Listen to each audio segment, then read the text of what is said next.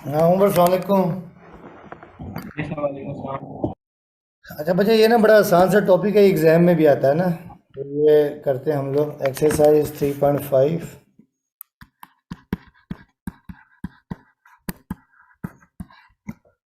ठीक है। अब देखिए यहाँ पे ना पहले एक वर्ड लिखा हुआ ऑगमेंटेड मैट्रिक्स, ये आपको पहले बताना कि ऑगमेंटेड मैट्रिक्स क्या होता है। उसके बाद फिर आगे हम बात करेंगे।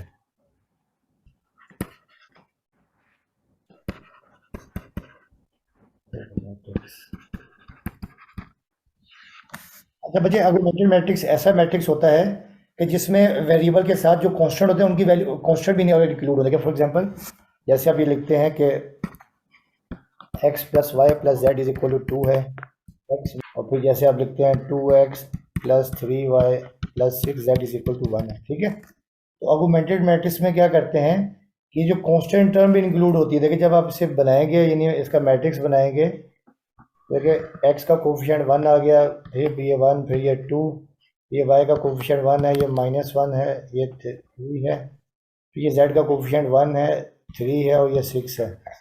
अब यहाँ पे डॉटेड लाइन लगाएंगे या पूरी लाइन भी लगा सकते हैं, और ये कांस्टेंट इंक्लूड कर देंगे 2, 5 और 1। ये कहलाता है ऑगमेंटेड मैट्रिक्स। आगे बात समझ में?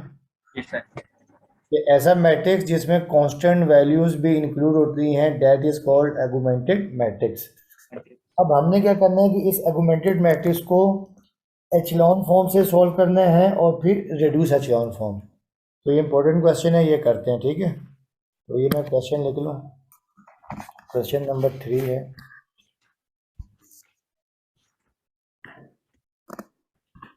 Question number 3. To solve the following system by reducing augmented matrix to the echelon form and reduce echelon form. ठीक है। Augmented matrix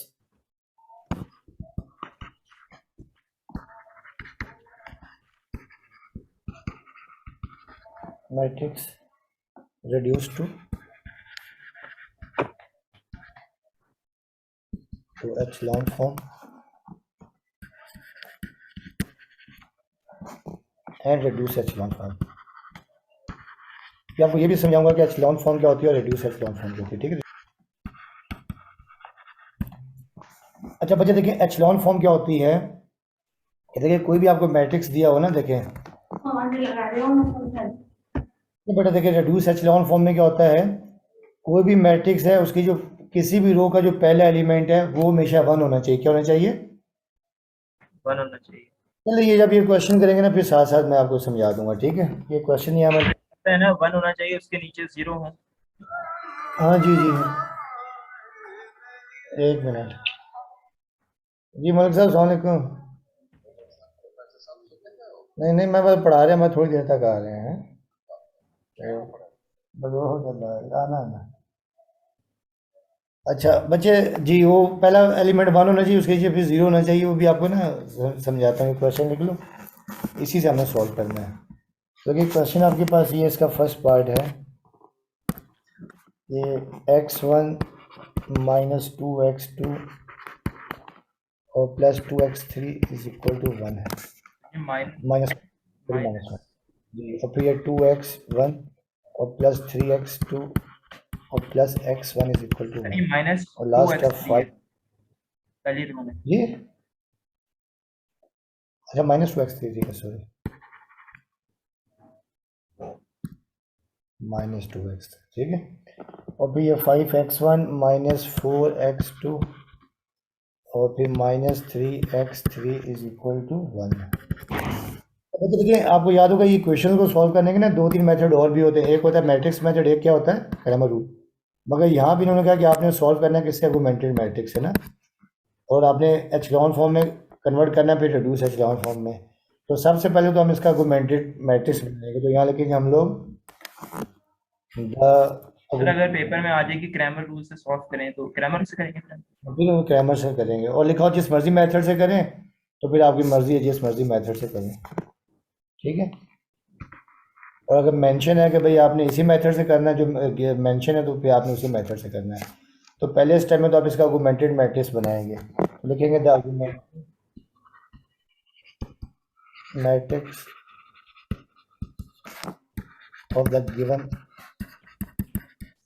system is. अब बच्चे अपना इसका आर्गुमेंटेड मैट्रिक्स बनेगा, यहाँ बनेगा मैट्रिक्स, इनके लेकिन कोफिशिएंट। अब x1 का कोफिशिएंट पहले इक्वेशन का 1 है, फिर ये 2 है, फिर ये 5 है, फिर ये x2 का कोफिशिएंट -2 है, और फिर ये 3 है, और फिर ये -4 और फिर ये -2 1 3। यहाँ पे ना आप ये डॉटेड लाइन लगा दीजिएगा या सीधी लाइन लगा सकते हैं, और यहाँ पे ये कांस्टेंट टर्म इंक्लूड कर देंगे -1 1 और 1। अच्छा उम्र बच्चे, सबसे पहले ना आपने इसको कन्वर्ट करना है एचलॉन फॉर्म में। तो एचलॉन फॉर्म की टेक्निक क्या होती है कि उसके किसी भी रो का पहला एलिमेंट जो 0 के अलावा हो वो 1 होता है। क्या होता है? 1 होता है। यानी किसी भी रो का जो पहला एलिमेंट है, नॉन जीरो एलिमेंट, वो 1 होता है। तो यहाँ पर तो ऑलरेडी 1 है ना, ये रहा, यहाँ पे देखिए ऑलरेडी 1 है। इस 1 के नीचे जो है ना बाकी सब 0 होने चाहिए। बाकी सब क्या होने चाहिए? 0 होने चाहिए। 0 होने चाहिए।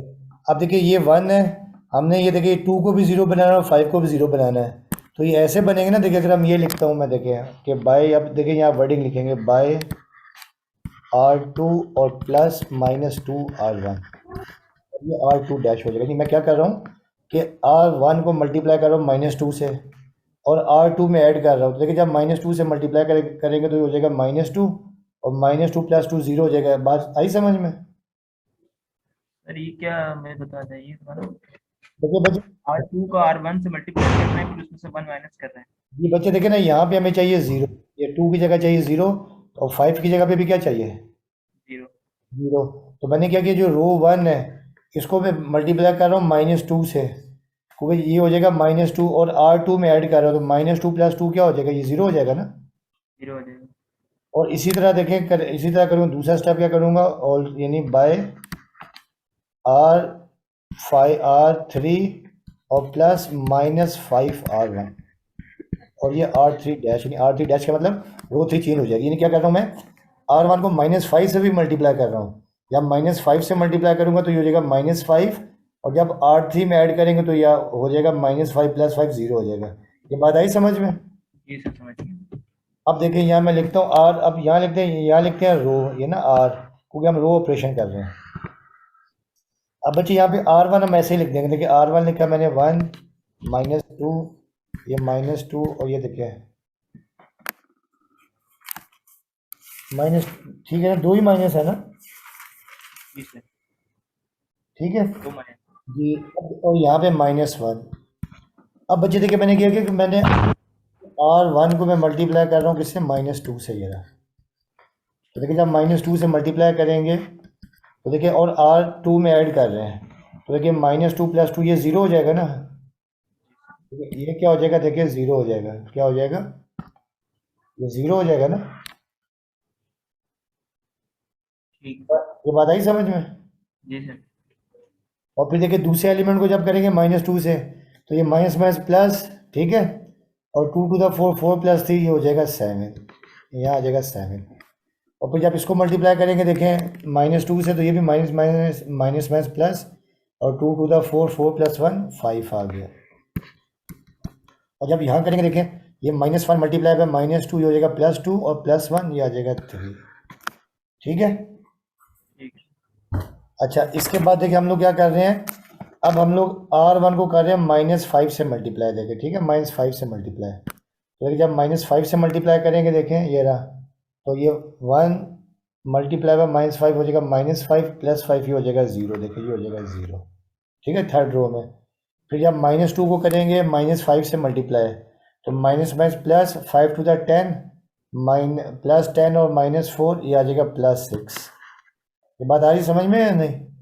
जी सर। यानी R1 को -5 से मल्टीप्लाई करके R3 में ऐड कर रहे हैं, क्योंकि हमें 1 के नीचे 0 बनाने हैं, और बाकी जो मर्जी आ रहा है वो बाद में देखेंगे, उससे हमारा गर्ज नहीं है। फिर देखिए अब -5 को करेंगे -2 से मल्टीप्लाई, तो माइनस प्लस 5 टू द 10, और 10 और -3 हो जाएगा 7। और इस तरह यहाँ पे भी करेंगे, देखें माइनस प्लस 5 + 5 + 1 ये हो जाएगा 6। बात क्लियर है? जी सर। अच्छा बच्चे देखिए, ये जो फर्स्ट रो का तो फर्स्ट एलिमेंट आ गया 1, इस 1 के नीचे 0 है। अब बना सेकंड रो पे, अब सेकंड रो का देखे, जो 1 के बाद जो है ना, दूसरा जो जो सेकंड रो है ना, उसका भी 0 के बाद पहला एलिमेंट 1 होना चाहिए। क्या होना चाहिए? 0 के बाद पहला एलिमेंट 1 होना चाहिए। देखिए ना, ये 1 के नीचे 0 आ गया ना। अब जो सेकंड रो है ना, जी, सेकंड रो का भी पहला एलिमेंट 1, 0 के अलावा 1 होना चाहिए, जबकि यहाँ पर क्या है? यहाँ पे 7 है। शाबाश। तो हम लोग क्या करेंगे, R2 में से R3 को माइनस कर देंगे। जब R2 में से R3 को माइनस करेंगे तो 7 माइनस 6 क्या आ जाएगा? 1 आ जाएगा ना। जी, अब हम यहाँ लिखेंगे R2 में से R किसको से करेंगे? बाय, यहाँ लिख रहा हूँ बाय R2 माइनस R3। ठीक है R2 सर। क्या है ना, 7 माइनस 6 इक्वल टू 1। 1 आ जाएगा। ठीक है, तो अब इसको हम करते हैं माइनस, माइनस करते हैं। ये रो 1 तो ऐसी आ गई, देखिए 1 -2 -2 -2 माइनस -1। अब ये 0, अब 0 माइनस 0 0 0, 7 में 6 1 1 आ जाएगा। क्या आ जाएगा? 1। -2 और 5 में 7 गए तो -2। -2 क्या करना, ऐसा ही है ना। और 3 -3। में से जी 3 में से -6 गए तो -3। ठीक है, अब रो 3 ऐसे लिख देंगे 0 6 7। ये इसको आपको यूज करते हैं। अच्छा बच्चे, अब 0 करना था। अब इस 1 के नीचे 0 होना चाहिए, इस 1 के नीचे क्या होना चाहिए? 0 होना चाहिए। अब यहाँ पर क्या है? 6 है। 6 है। तो अब यहाँ पे हम लोग क्या करेंगे कि बाय R3 और प्लस -6 R2 और R3 डैश। यहाँ की बात समझ में जी सर। कि R2 को करें -6 से मल्टीप्लाई और R3 में ऐड कर देंगे, तो ये -6 + 6 क्या हो जाएगा? 0 हो जाएगा। ठीक है, तो अब इसे हम करते हैं, ये R इज इक्वल टू, नहीं रो ऑपरेशन कर रहे हैं। देखिए ये फर्स्ट रो ऐसी आ गई 1 -2 और ये -1। रो 2 भी ऐसे लिख देंगे 0 1 0 1 -2। और ये -3। अच्छा, अब बच्चे R2 को हम मल्टीप्लाई कर रहे हैं कैसे? -6 से, तो ये तो 0 से मल्टीप्लाई करेंगे तो ये 0 ही आएगा। 0 और 0 आएगा। करेंगे, देखेंगे ये आपके पास -6 और +6, ये आ गया 0। और जब -2 को करेंगे -6 से तो माइनस माइनस प्लस, 6 2 12, 12 और 7 कितना हो जाएगा? 19। आगे बात समझ में। जी सर। और फिर देखिए, जब आप इसे करेंगे -3 को -6 से तो -+18 हो जाएगा। +18 + 6 24। ठीक है। अच्छा बच्चे देखिए, ये 1 के जो फर्स्ट रो में देखिए 1 है, नीचे आ गया 0। फिर सेकंड रो में पहला एलिमेंट 1 है, नीचे आ गया 0। अब जो थर्ड रो है ना, उसका भी एलिमेंट होना चाहिए 1। क्या होना चाहिए? 1 वहां पर क्या है? यहाँ पर 19। 19 है। तो क्या कर देंगे, यहाँ पे 1 चाहिए, तो क्या कर देंगे हम लोग? 19 से डिवाइड कर देंगे। क्या कर देंगे? 19 से डिवाइड पूरी यानी कि R3 को। जी, तो हम यहाँ लिखेंगे बाय 1/19 R3 R3 डैश। ठीक है, तो ये आपके पास आ जाएगा R इज इक्वल टू, अब ये ऐसे लिख देंगे 1 0 0 -2 1 0 -2 -2, यहाँ आ जाएगा 19 होगा, यहाँ आ जाएगा 1। ठीक है, 90 से 1 और 90 से जब मल्टीप्लाई करें, यहाँ आ जाएगा 1, ठीक है सर। ये आपके पास आएगा -1, ये आ जाएगा -3, जी 24/19। ठीक है बच्चे, ये आपके पास आ गया। अब देखिए, ये आ गया एचेलॉन फॉर्म। क्या आ गया? कन्फर्म। एचेलॉन फॉर्म आ गई। ठीक है, अब यहाँ से हमने x1 x2 x3 की वैल्यू निकाली है। किसकी निकाली वैल्यू? x1 x2 x3। ठीक है, अब यहाँ से क्या करेंगे, यहाँ स्टेटमेंट लिखेंगे। एक मिनट, मैंने statement लिख लूं।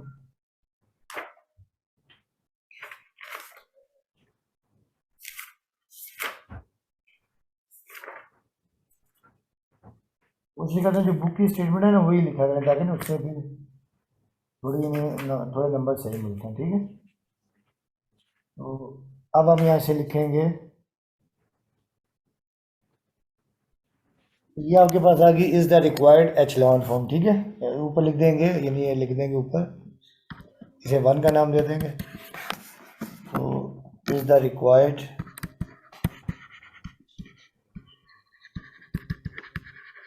Echelon form. अच्छा बच्चे अब देखिए ये एचलॉन फॉर्म बन गया। अब यहाँ देखें, अब हमने इसको इक्वेशंस की फॉर्म में लिखना है। क्योंकि पहला देखिए ये जो फर्स्ट होगा, फर्स्ट एलिमेंट 1 है ना, तो ये आ जाएगा x1, क्या आ जाएगा, x1 दूसरा आ जाएगा -2x2, तीसरा आ जाएगा -2x3 इज इक्वल टू -1। बल्कि इसे आप कैपिटल ए का नाम देते, इसे इक्वेशन नंबर 1 का नाम देते। अच्छा फिर देखिए ये जो सेकंड हुआ ये तो 0 हो गया ना, x1 क्या हो गया, x1 क्या हो गया, 1 x1 हो गया 0, x2 देखिए आ जाएगा, ये आ जाएगा आपका +x2 और -2x3 इज इक्वल टू -3। ये क्वेश्चन नंबर 2। और फिर देखिए जो रो 3 में ये x1 हो गया 0, x2 भी हो गया 0, x3 आ जाएगा, डायरेक्ट क्या आएगा, x3 इज इक्वल टू 24/90। आगे बात समझ में, ये हमारे पास देखिए x3 की वैल्यू भी आ गई, क्या आ गई है, 24/90। तो इसका फायदा ये होता है एचलॉन फॉर्म का। देखिए x3 की डायरेक्ट वैल्यू आ गई है। अब ये x3 की वैल्यू पुट करेंगे इक्वेशन 2 में, तो किसकी वैल्यू आ जाएगी, x2 की। इक्वेशन 2 में x जी ठीक है, अब हम यहाँ पुट जी x3 in x2, put x3 in equation number 2, x3 in equation 2। अगर 2 में पुट करेंगे तो 2 implies that ये x2 है -2x3, x3 की जगह 24/19 is equal to 8/19 is equal to -3।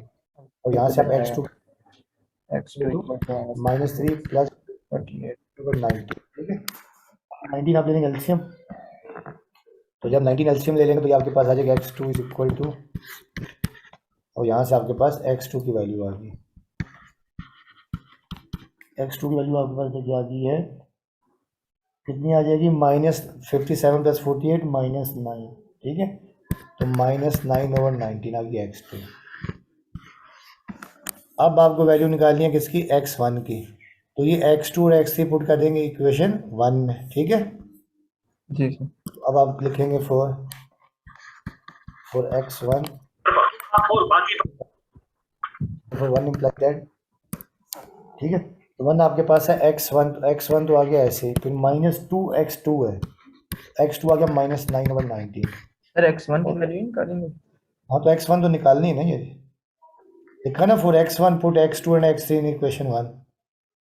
ठीक है सही बात समझ, जी सर, समझ गया मैं। x2 और x3 निकाल लिए ना, ये इक्वेशन 1 में पुट करेंगे तो x1 आ जाएगा। अब देखिए इक्वेशन 1 है x1 -2x2 है, तो x2 की जगह -9/19, और फिर उसके बाद आगे है -2x3, x3 आपने निकाली है वैल्यू 24/19, और इज इक्वल टू आपके पास है -1, ठीक है। तो देखिए ये आपके पास आ जाएगा x1 इज इक्वल टू, ये -1 प्लस और 9 to the 18/19, और ये -48/19 इज इक्वल टू -1। इन दोनों टर्म्स को वहाँ ले जाते हैं, x1 is equal to -19 LCM ले लेते हैं, 19 तो ये आपका माइनस, ठीक है, जी सर। -19 प्लस 48 और -18, x1 आपके पास आ जाएगा सिंप्लीफाई करने के बाद 11 ठीक है सर। तो ये आपके पास x1 x2 और x3 की वैल्यू ठीक है सर। x1 आ गया 11/19, x2 आपके पास क्या था, x2 आएगा आपके पास क्या था, -9/19, और x3 24/19। देखिए ये तो आपने क्या किया, एचलॉन फॉर्म, क्या किया है, एचलॉन फॉर्म, ठीक है। हेलो हेलो बेटा, आवाज नहीं आ रही,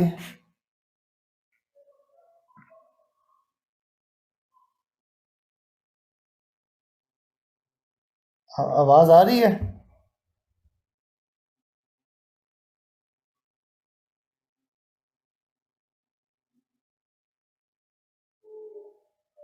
हेलो, हाँ उमर आवाज आ रही है।